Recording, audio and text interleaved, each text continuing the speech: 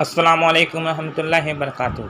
दोस्तों, आप देख रहे हैं अपना फेवरेट यूट्यूब चैनल एंटी नेट फ़रोग़ अदब। आपका मेरे चैनल एंटी नेट फ़रोग़ अदब में खैर मक़दम है, खुश आमदीद है।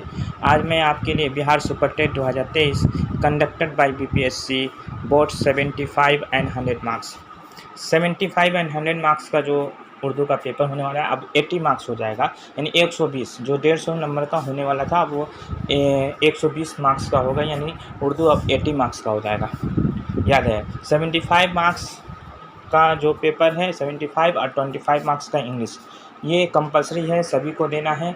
इसमें क्वालिफाई करना ज़रूरी है। उसके बाद से आपका सेकेंड पेपर जांच होगा। सेकेंड पेपर में 120 मार्क्स का यानी 120 मार्क्स का आपका पूरा पेपर होगा।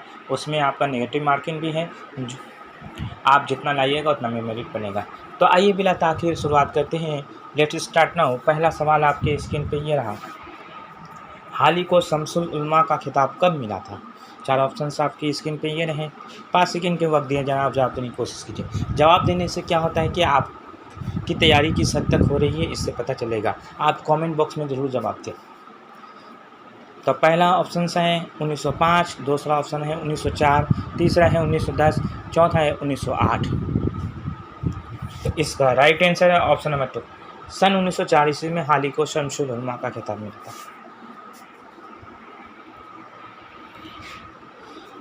आम के आम गुठलियों के दाम ज़िल में से क्या है? माहौरा, मिसरा, ज़रबुल मस्ल, फ़िक्रा।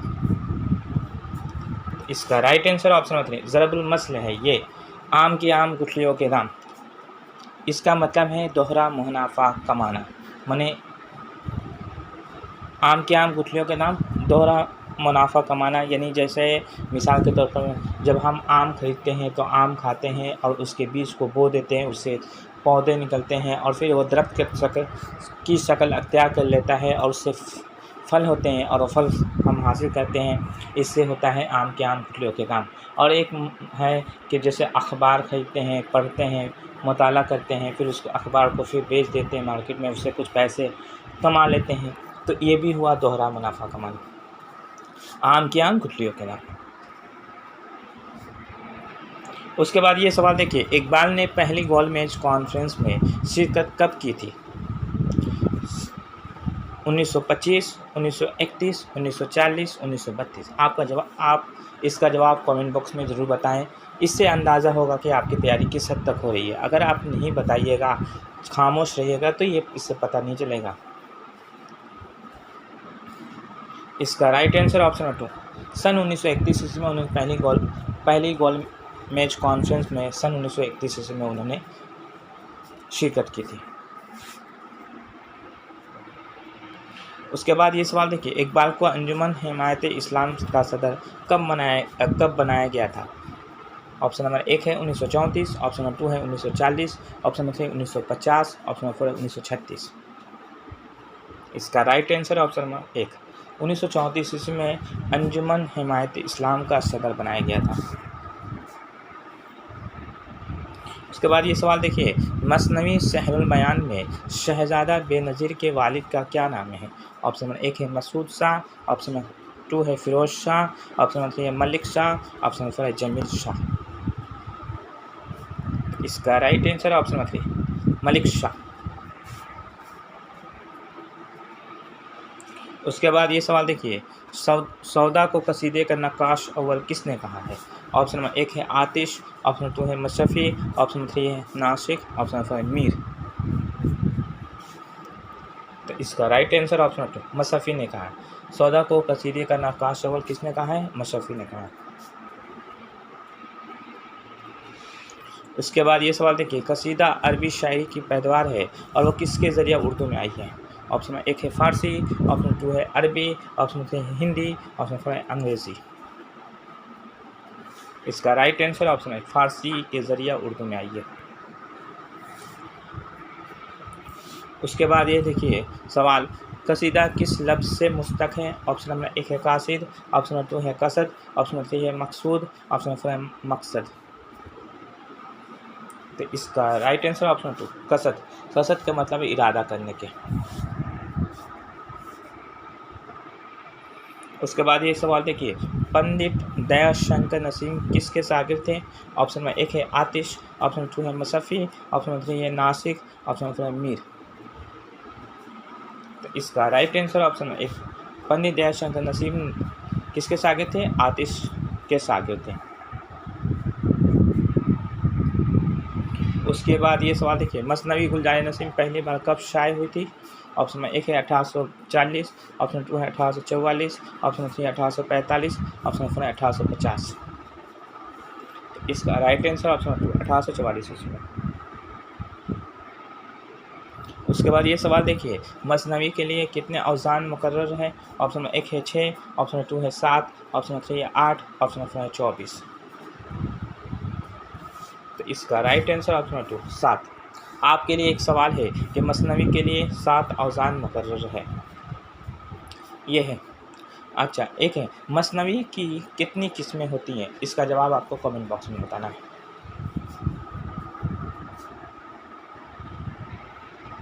उसके बाद ये सवाल देखिए, चकबस्त ने मसनवी सहनुल बयां को किस सन में मरतब किया?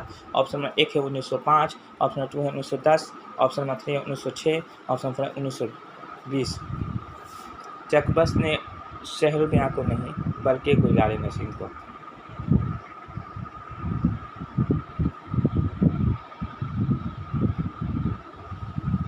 चकबस्त ने मसनवी गुलजार नसीम को किस सन में मरतब किया? ऑप्शन नंबर एक है 1905, ऑप्शन 2 है 1910, ऑप्शन नंबर 3 है 1906, ऑप्शन 4 है 1920।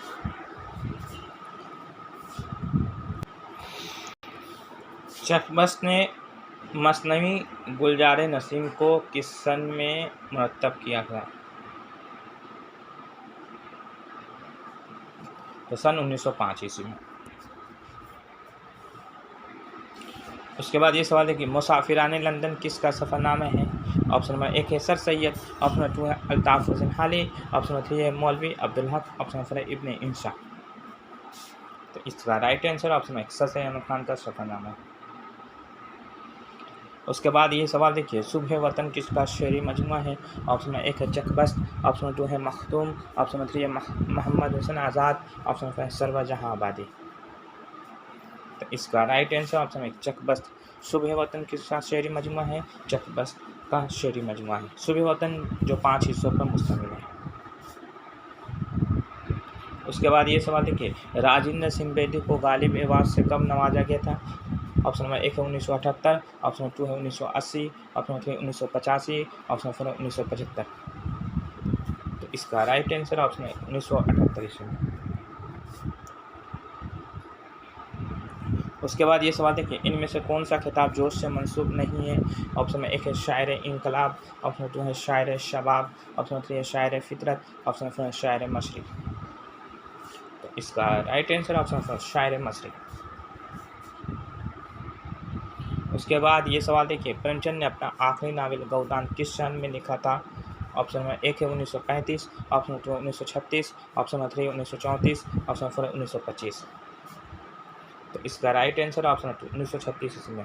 हालांकि 1935 ईस्वी में उन्होंने मुकम्मल कर लिया था, लेकिन उन्होंने शाये किया था 1936, इसलिए आपका 1936 ही जवाब होगा। और 1937 ईस्वी में, ये 1937 ईस्वी में उर्दू में शाये हुआ था। 1935 ईस्वी में उन्होंने मुकम्मल किया था। 1936 ईस्वी में हिंदी में शाये हुआ था और 1937 ईस्वी में उर्दू में शाये हुआ था। यानी नावल गौदान पहली बार हिंदी में 1936 ईस्वी में शाये हुआ और उर्दू में 1937 ईस्वी में शाये हुआ, याद रखना है। उसके बाद ये सवाल देखिए, माँ तलत किस दास्तान का किरदार है? ऑप्शन में एक है बागो बहार, ऑप्शन 2 है सबरस, ऑप्शन 3 है फसाने अजायब, ऑप्शन 4 है रानी केतकी की कहानी। तो इसका राइट आंसर ऑप्शन 3 फसाने अजायब। फसाने अजायब का किरदार है माँ तलत, जो जानिया नम की शादी 14 साल की उम्र में माँ तलत से ही होती है। उसके बाद ये सवाल देखिए, ख़ास का मुतज़ाद है? ऑप्शन में एक है आम, ऑप्शन 2 है अहम, ऑप्शन 3 है ज़रूरी, ऑप्शन 4 है खुसूसी। तो इसका राइट आंसर ऑप्शन है एक आम। ख़ास का मुतज़ाद है आम, आम नहीं आम। दोस्तों उसके बाद ये सवाल देखिए, नुकसान की जमा है मुफीद, नुकसानात, ऑप्शन है नुकसानात है। इसका राइट आंसर ऑप्शन है नुकसानात। नुकसान की जमा क्या है? नुकसानात। दोस्तों मेरी वीडियो आपको कैसी लगी? अगर अच्छी लगी तो चैनल को सब्सक्राइब कीजिए, लाइक कीजिए और वीडियो को ज़्यादा से ज़्यादा अपने दोस्तों में शेयर कीजिए। आज के लिए इजाज़त दीजिए अपने दोस्त तौफीक अंसारी को। अल्लाह हाफिज़।